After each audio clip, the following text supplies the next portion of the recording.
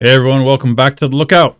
It's the middle of October, and we're doing a broadcast today about the Palisades Fire. We were down there in May checking out the fire, and we made a documentary about Southern California fire issues. And it's now out in the media that the Palisades Fire was a result of a rekindle of the Lachman fire. We knew that when we were down there in May, but we couldn't really report on it until it was a done deal and out and released to public. So now that it's out, we're going to do a little broadcast here on kind of the particulars of where that rekindle happened, where the Lachman fire was, and the Palisades Fire, where it started. I'm going to show you some video here from the basic area where that happened, and then we're going to talk a bit about fuels in Zone 0 also. But let's get started here.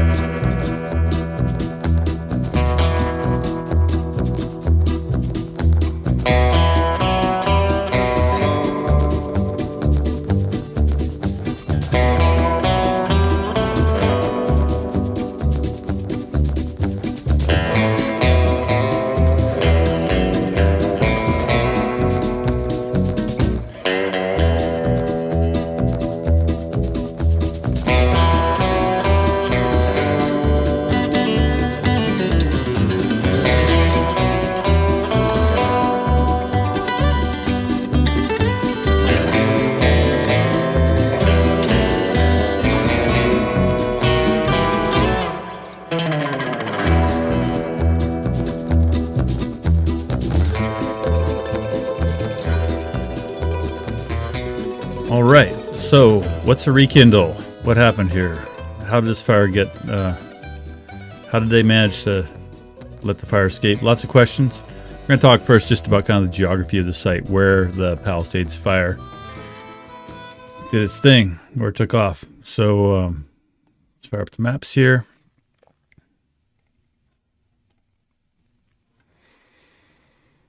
All right, so what are we looking at here? We're looking at, this is the Lachman fire. So on New Year's Eve of this year, 2025, now we know, according to the indictment from the U.S. Attorney's Office, a knucklehead climbed up here and started this fire, the Lachman fire, on the night of January 1st.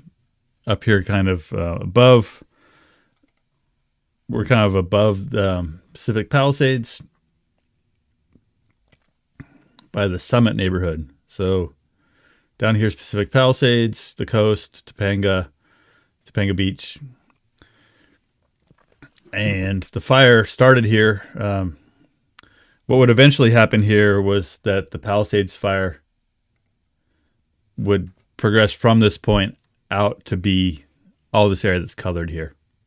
So this progression map shows the spread of the Palisades Fire over the course of the entire incident. But we're really just interested in the first few hours of that fire. So if we come in here to the Summit neighborhood, there's a trail up here. There's a trailhead and then a zigzaggy trail that goes up to the top of the hill here. And so this guy started the fire. Conditions weren't that extreme, really, on New Year's Eve. And so the fire was fairly easily suppressed. It burned about 8 acres. Let's see what it says here. My mapping says it burned 5.2 acres. This map is based on a map from the complaint in the U.S. Attorney's. This is a graphic from the indictment. And so it shows the Lachman fire origin up here, Palisades Fire origin down here at the bottom. And so just to kind of give you an idea of the geography of this place, it's kind of hard to tell on a map, but it's a pretty rugged canyon here behind the fire. And so we were out here filming for our documentary series, and we went along this trail and came out to look at this site. So we're going to start off with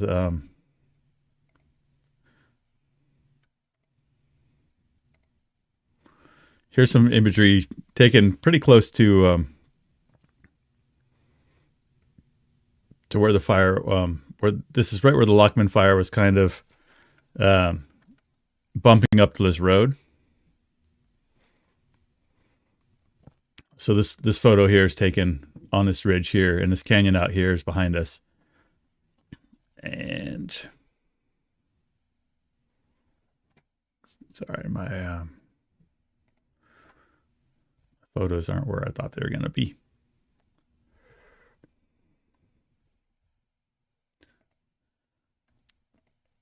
So this is the site. This is basically the fire started right down in here. So this is in May. The fire area is already regrown really densely. But this gives you an idea of kind of, we've got this kind of gully out here down to the west of where we were standing.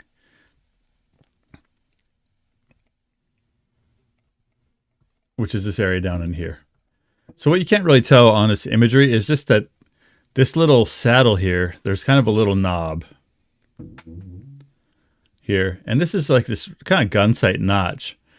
And so the Santa Ana winds that were coming down from the east when the fire blew up were rushing down kind of over this landscape here. And going out there on the ground, you actually can really feel how those winds that were blowing down this canyon kind of piled up and really blasted right through this notch here. And so from there, so the fire had this Lachman fire had some heat evidently down in the lower part of it.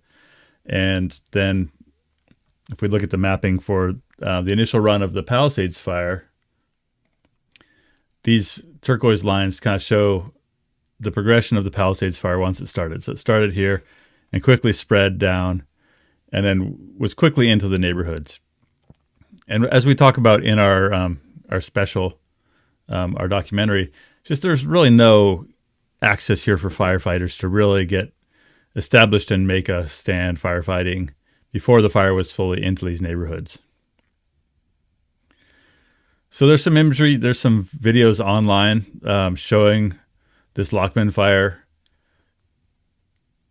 right after it happened, before, during, and after. So I'm going to pull those up real quick.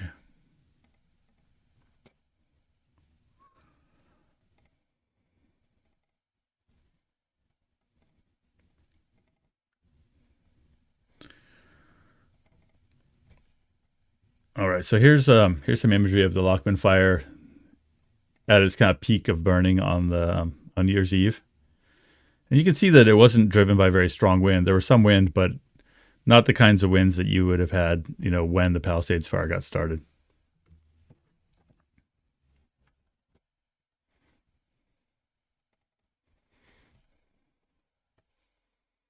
Here's another view of it as it's kind of burning down. You can see this area here is all kind of just already burnt and smoldering, and there's a little bit of a head on the west end of the fire. But as we said before, this fire got a lot of resources on it right away on New Year's Eve and was quickly extinguished. And here it's right up against the town. So when we were out there, we didn't know that this was an arson fire. We thought it was probably started by fireworks from New Year's Eve. And this is kind of this is what it looked like the next, maybe a day or two later. So this is kind of taken from the top of that hiking trail from a pretty similar perspective to what we just saw of it flaming down. And you can see the whole fire area is pretty black.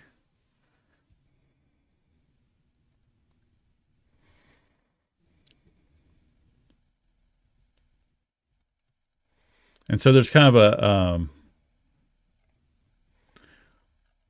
we got some of our info here on kind of the progression from this indictment. And here's another kind of aerial photo showing the Lachman fire. So there's another video that shows this fire smoldering a couple days later. And I got to find where that went. I might have to grab that separately. Let's look at our downloads here.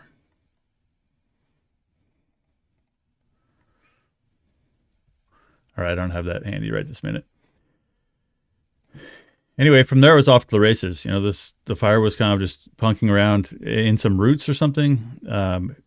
They didn't fully patrol it enough, obviously, and Palisades Fire started here and quickly spread out. And if you want to dig deeper into the spread of the Palisades Fire, we've got a separate video here on the lookout about that, about the progression of the Palisades Fire.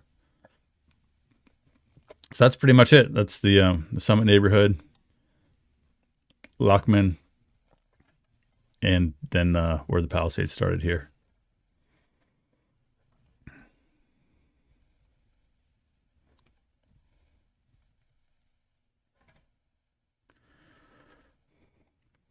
So it brings up, predictable questions.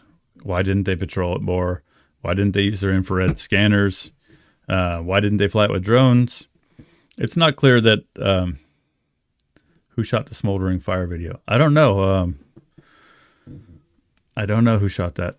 It was kind of like a Twitter reshare of another share. And so I don't know who took that video. But I'll find that in a minute. It looks like I downloaded it in the wrong place. I don't have it right handy. If you go into Twitter, I'll just do that real quick. Here we go.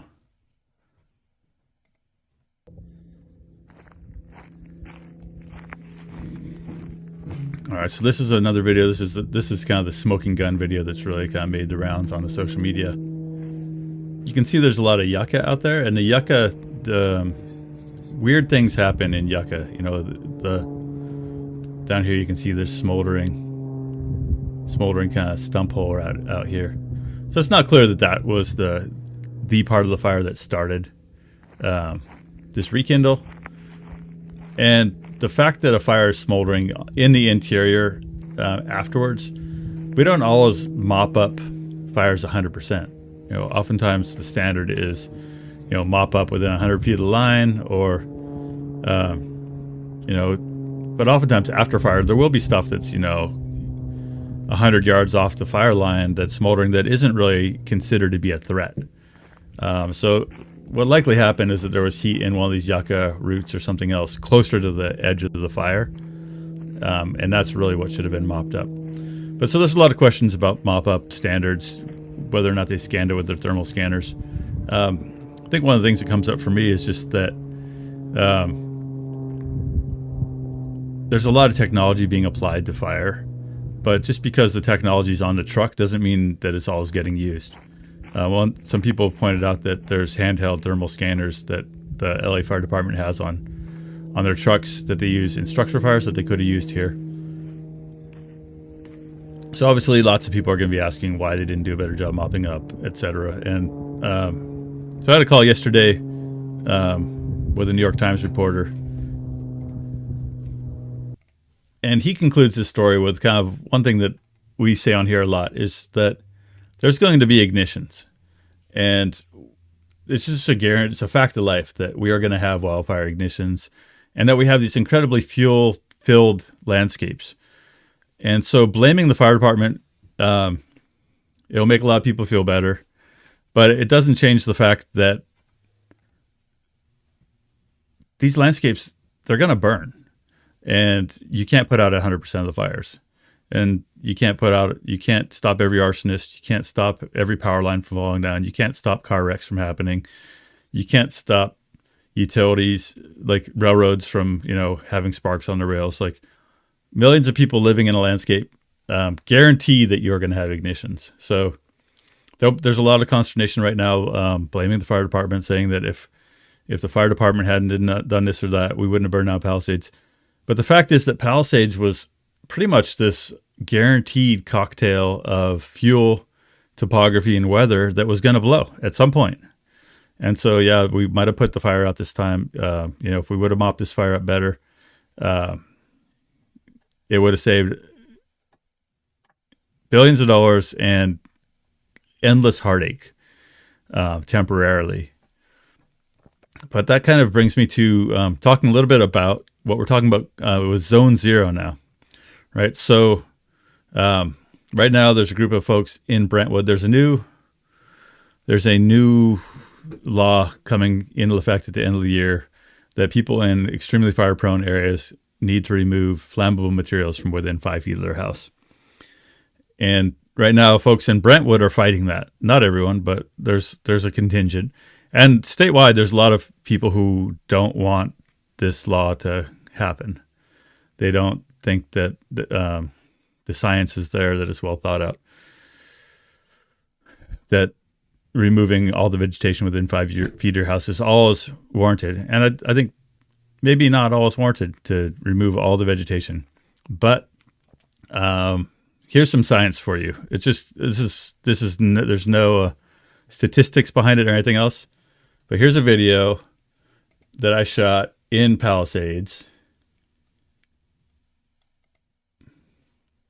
that is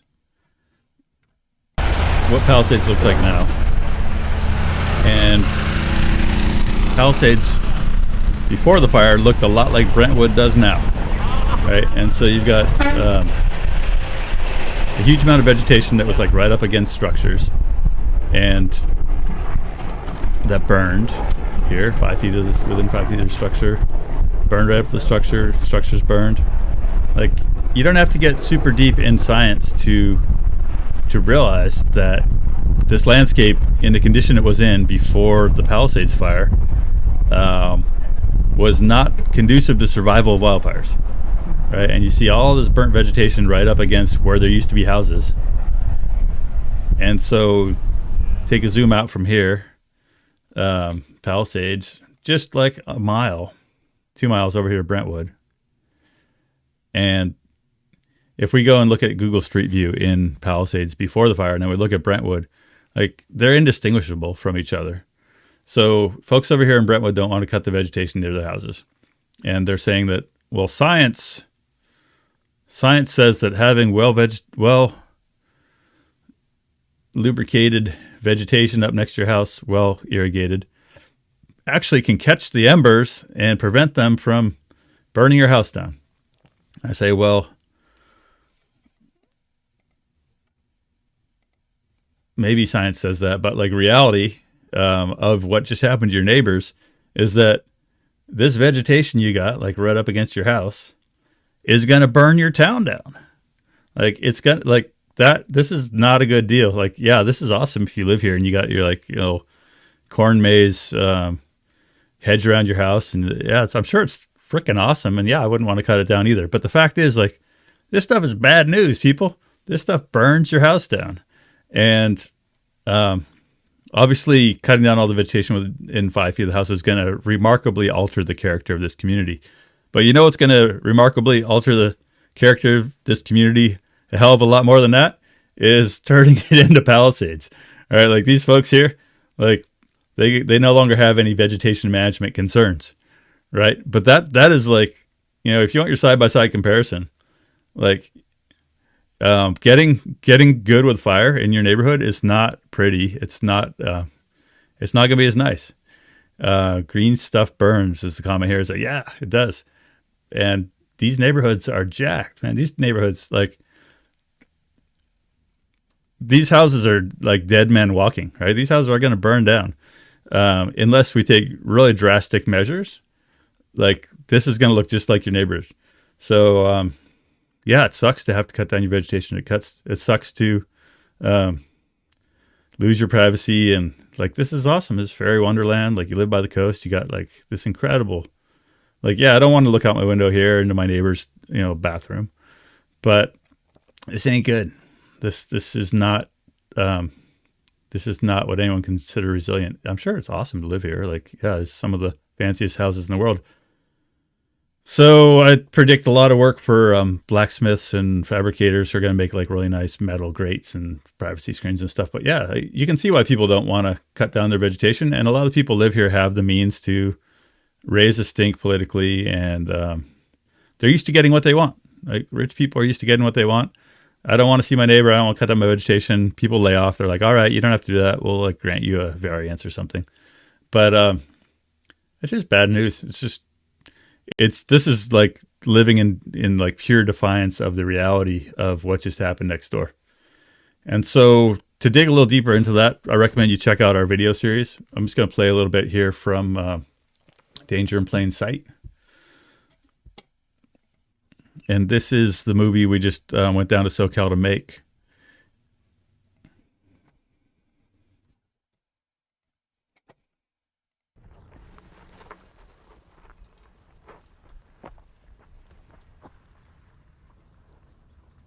Just to finally come out here and like stand where the fire started, you can really feel how this land breathes. You know, how the winds blow over the mountains here. And you can turn around and look at the canyon behind us here and see like how Santa Ana winds would have funneled through there and why the fire moved so quickly. It's beautiful. This is the dream. They have the ocean view and see whales out there. You get the sea breeze constantly. The temperature never, I mean, maybe a couple of days a year goes over 80 degrees. I mean, it's fantastic. It can be paradise and the most beautiful place and hell on earth all in the same package. Southern California chaparral has a kind of infrequent high severity fire regime, meaning that fires don't happen very often, but when they do, they're driven by extreme weather and they will often burn to the ocean.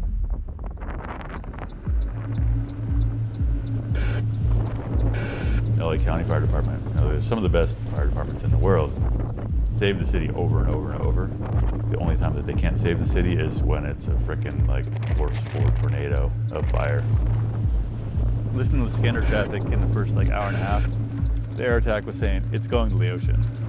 You know, it was clear pretty quickly that that was sure to happen.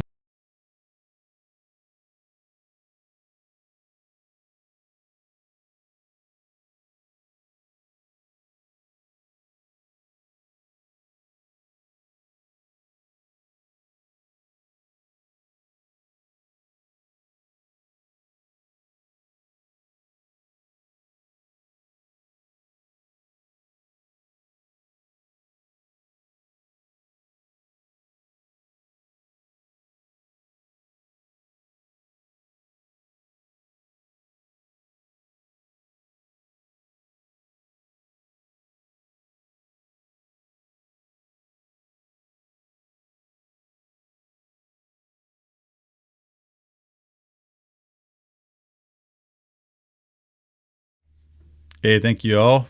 Caught the audio. You guys are on it. Anyway, just went back and said the same thing I just said before. It's just that check out that series.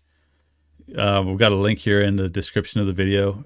It's a 5-part series, and we rode around SoCal with a couple of my retired Cal Fire buddies who are just total fire geniuses. Have seen it all, seen as much as anyone has of how Southern California burns. And it's not really rocket science, you know. It's just having heavy vegetation right up against your house is going to burn your house down.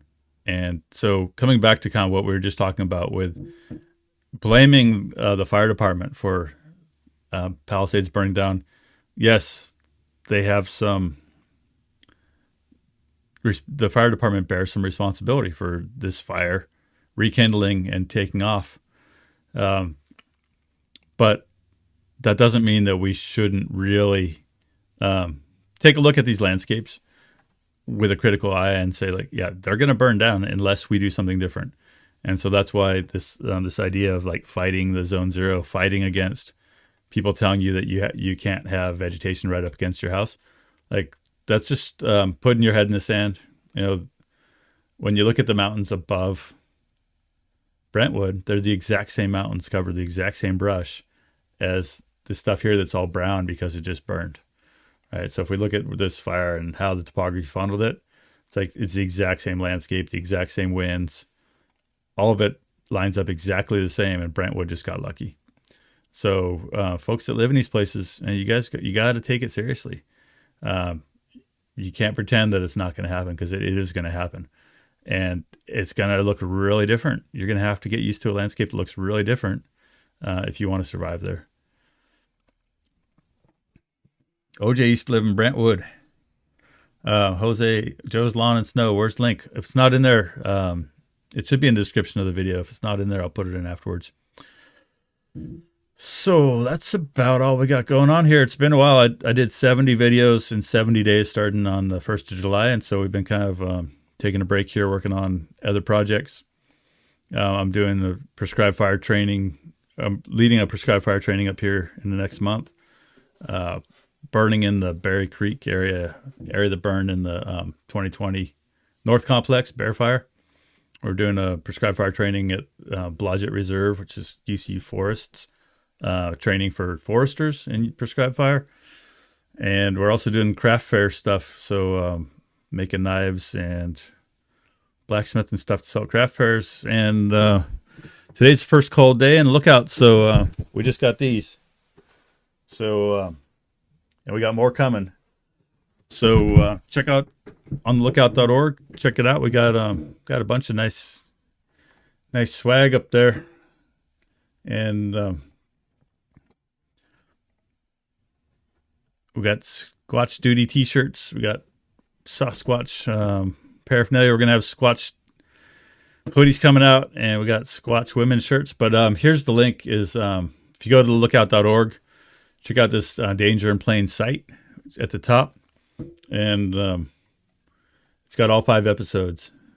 And we start off in Altadena. We ride our bikes from Altadena to the coast, and along the way we check out the Hollywood Hills, we check out Beverly Hills, Bel Air.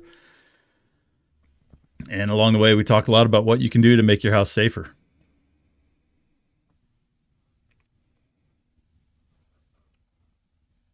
Someone's asking about how you do QGIS with ICS symbols. I'm not sure.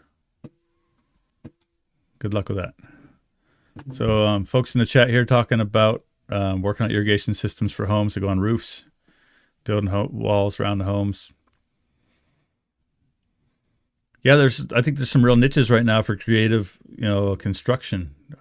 We're talking here, since I do metal work, we're talking about doing decorative kind of steel panels to replace fences. We've got an interview here on the lookout that I want to share with you guys. It's in this topic. It's with a woman named Cheryl Drinkwater. And where's she at? This one here, Style versus Survival in Berkeley, California. Cheryl's an architect working in the Bay Area. We talked about Zone Zero with this one too, because Berkeley is kind of being one of the more aggressive communities in terms of enforcing a really stringent Zone Zero standard in their most fire prone areas. And so here is Cheryl in this video. Paradise and perform assessment. We talked about really in Berkeley, we talked about how like there's this need to reconsider our aesthetic completely. Like when we look at like what we think is like a classic Berkeley or classic kind of California bungalow, there's all these things about it that set it up for incineration. The vines that go right up against it. And Cheryl says as an architect that a lot of those things, like, they're just not good for your house. You got your house covered with plants. You can't paint it. It rots. And so that a lot of the Zone Zero stuff just makes sense. You don't, as an architect, you don't want vegetation right up against the house because it helps destroy the house with rot. So this is the area in Berkeley Hills that has that kind of critical Zone Zero. And we had some examples in here of like ways that you can hardscape and do beautiful stuff. Like Zone Zero is only 5 feet. And so there's lots of things you can do that still give you a beautiful house, beautiful yard, but you don't have stuff that is going to, like, where embers are going to land right next to your house and catch your potted plant on fire and go up into your, your wood siding.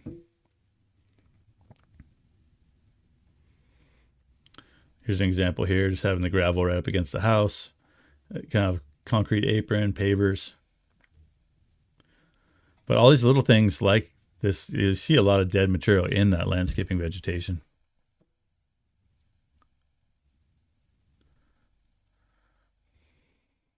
So anyway, I recommend checking out this video. Cheryl's awesome, and she had some really good points, stuff that I hadn't thought about before, and just about how lack of maintenance can sink your house. It's something we talk about a lot.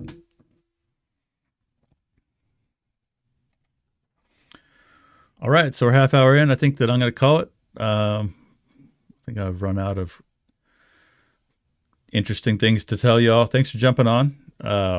Feels good to be back on. I know we've been taking a break, but it's hard for me to get motivated to do this stuff when things are not on fire. And so they're not on fire right now, but we're going to go light some stuff on fire. So we'll be making videos about the prescribed fires we're doing this fall, and we'll keep doing videos. Also looking for sponsors for next year. So thanks to everyone who's been supporting us. Appreciate all you guys.